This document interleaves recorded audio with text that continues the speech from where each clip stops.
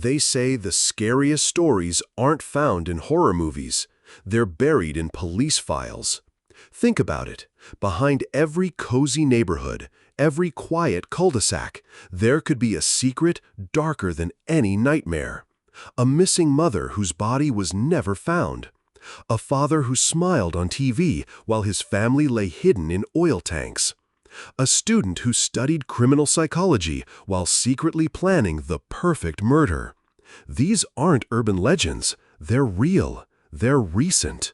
And they left entire communities paralyzed with fear.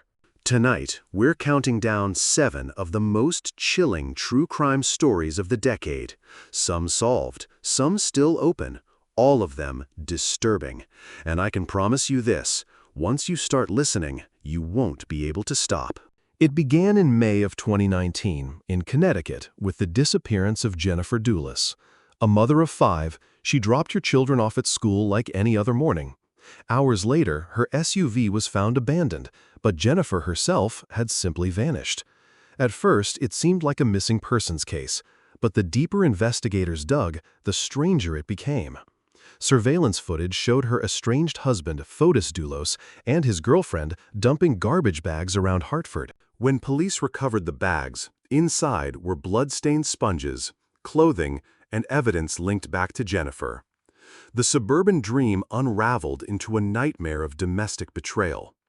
Fotis was charged with murder, but before justice could be served, he killed himself, leaving behind a note insisting on his innocence.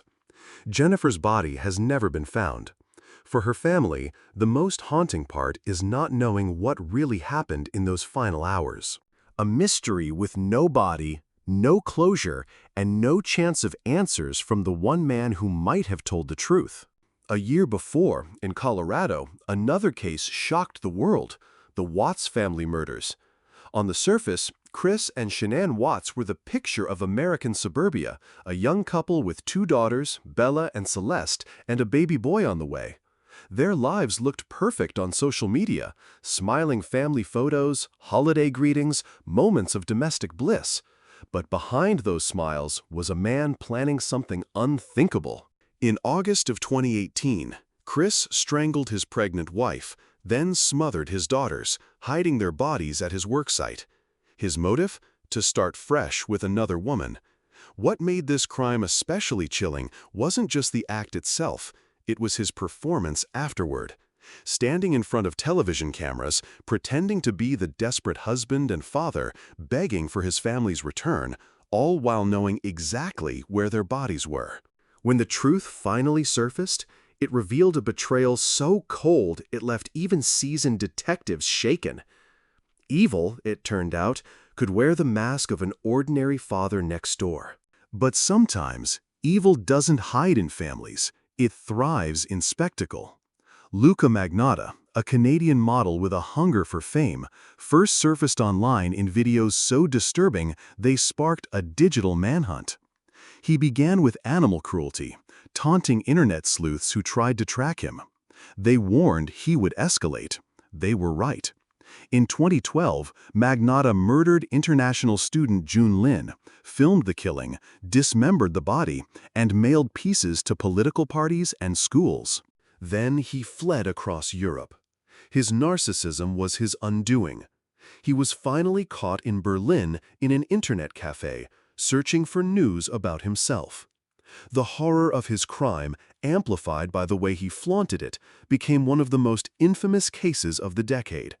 And it revealed something deeply unsettling.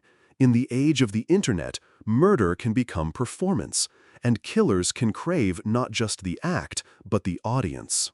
Some killers, though, don't want fame. They want to vanish. For decades, the Golden State Killer was a ghost. In the 1970s and 80s, he broke into California homes, committing over 50 rapes and at least 13 murders. Then, silence. Generations passed. Survivors aged, haunted by memories of a masked man who had never been caught. By 2018, most assumed the case would never be solved. Then, forensic genealogy changed everything. Detectives uploaded crime scene DNA to a genealogy site and built a family tree, narrowing in on Joseph James D'Angelo, a 72-year-old former police officer living quietly in the suburbs. When he was arrested, victims finally looked their nightmare in the eye. The frail old man in custody was the monster who had terrorized them decades earlier. Justice had taken 40 years, but it had finally arrived. A reminder that no matter how much time passes, the past has a way of catching up. Not every crime is as clear-cut. Some blur the line between victim and perpetrator. Dee Dee and Gypsy Rose Blanchard's story is one of those. For years, Dee Dee convinced doctors, neighbors, and charities that her daughter was gravely ill. Gypsy was paraded around in a wheelchair, fed through a tube, told she had leukemia, muscular dystrophy, and countless other conditions. But it was all a lie. Dee Dee was perfectly healthy. It was Munchausen syndrome by proxy. Dee Dee invented her daughter's illnesses to control her and gain sympathy. By 2015, Gypsy had had enough. She conspired with her online boyfriend to kill Dee Dee, and together they stabbed her to death. The crime shocked the nation, but when the truth of Gypsy's abuse came out, public opinion shifted. Was she a cold-blooded killer or a desperate victim finally breaking free? Perhaps both. The case forced the world to confront an uncomfortable reality. Sometimes the person who seems like the ultimate caregiver is the abuser all along. Some crimes remain unsolved, lingering in the shadows like unfinished nightmares. In 2017, two young girls, Abby Williams and Libby German, went for a walk on the Delphi Historic Trail in Indiana. They never came home. Their bodies were discovered nearby, and investigators found something chilling. Libby had used her phone to record their suspected killer, a blurry figure, a man's voice, calm but commanding, down the hill. It was the kind of evidence that should have cracked the case wide open. But months turned into years with no arrest.